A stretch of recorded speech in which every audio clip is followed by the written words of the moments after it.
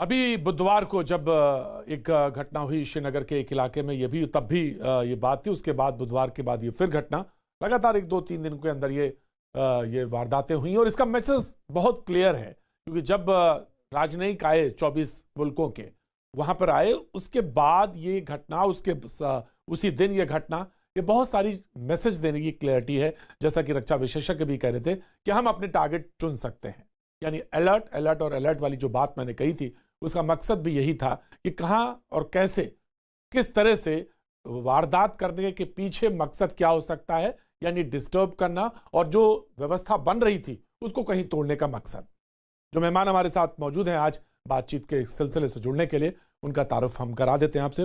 संजू वर्मा हमारे साथ जुड़ रही हैं, जो कि बीजेपी का पक्ष रखेंगे। बहुत बहुत शुक्रिया, thank you so much.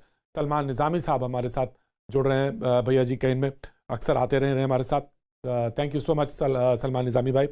Major Suryavansh Sharma retired रक्षा विशेषज्ञ हमारे साथ जुड़ रहे हैं, thank you so much major Suryavansh ji. Ifra Jan activist हैं कश्मीर से, वो हमारे साथ जुड़ रही हैं, अक्सर प्रोग्राम में शरीक होती हैं, thank you so much Ifra. Professor Avanijesh Awasthi राजनीतिक विश्लेषक हमारे साथ हैं, thank you so much professor. और गौहर गिलानी लेखक हैं, पत्रकार हैं, हमारे साथ आज प्रोग्राम में जुड़े हैं, थैंक यू सो मच। तमाम सारी बातचीत के सिलसिले को हम सिरे से शुरू करना चाहेंगे, लेकिन सबसे पहले सलमान निज़ामी, मैं आपके पास आना चाहता हूं। और इलेक्शन हुए, सारे लोगों ने देखा और एक मैसेज गया। 370 के बाद तमाम सारी एक्टिविटीज होती रहीं। इलेक्शन एक ऐसा प्रोसेस था, एक समय था जब लोगों ने इस मैसेज को लिया कि हाँ, अब एक बार फिर से सामान्य व्यवस्था, यानी टूरिस्ट और तमाम सारी जो रोजमर्रा की जिंदगी में चीजें होती हैं, हम उस तरफ लौट सकते हैं या लौटना चाहते हैं, और वैली भी उसी तरफ दिखाई दी जाते हुए। लेकिन ये जो आज की घटना है, ये एक इंडिकेशन है, और ये शायद इस बात की तरफ इशारा कर रही है कि हम दिन दहाड़े टारगेट कर सकते हैं, मार सकते हैं, और एक चैलेंज देने की कोशिश हो रही है।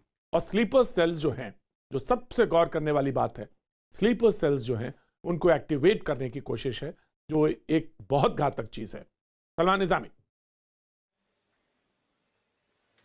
देखिए प्रतीक जी, जैसे ही 370 जम्मू कश्मीर से हटा था, मैं आपके ही डिबेट में था और आपने बहुत जम्मू कश्मीर पे डिबेट किए हैं। उस वक्त मैंने आपको कहा था कि आप पूरे हिंदुस्तान में सेलिब्रेट कर रहे हैं, लेकिन जम्मू कश्मीर के लोग जो हैं वो खामोश क्यों हैं?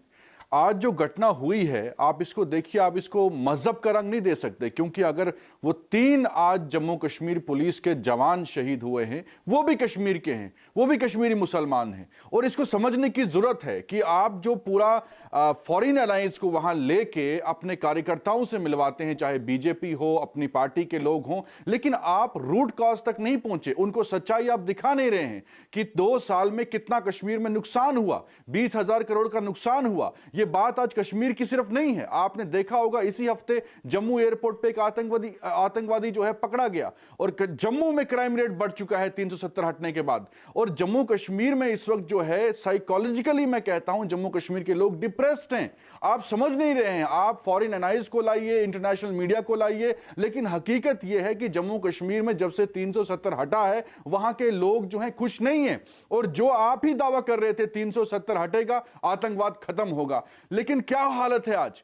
आज एलओसी देखिए आप, या एलएसी देखिए, वहां चाइना अंदर घुसा हुआ है, पीछे हटने का नाम नहीं ले रहा। यहां एलओसी देखिए, वहां हर रोज हमारे सैनिक शहीद हो रहे हैं। आज अंदर सिटी में घुसकर, आज ये सिटी की बात है, आप खुद प्रतीक जी श्रीनगर गए होंगे और आपने देखा होगा कि आप आउटस्कर्ट्स की बात छोड़िए, ये श्रीनगर सेंटर लाल चौक से सिर्फ कुछ मीटर्स दूर में अटैक हुआ। परसों एक वैष्णो ढाबा पे अटैक हुआ। तो ये लॉ एंड ऑर्डर का फेलियर है। दूसरा एक मैसेज है कि आपको कश्मीर में जो हकीकत है उस पर काम करना जरूरी है कि आप टेररिज्म को कैसे टैकल कर रहे हैं, आप कैसे अपने मेन स्ट्रीम लीडर्स को जेलों में भर के, और आप उन लोगों को फायदा पहुंचा रहे हैं जिनका कोई जमीन पे कोई भी उनका इंपैक्ट नहीं है। आपने इलेक्शन करवाया, लेकिन आज आप पैसे की बुनियाद पे वहां डीडीसी के चेयरमैन बना रहे हैं, खरीद के।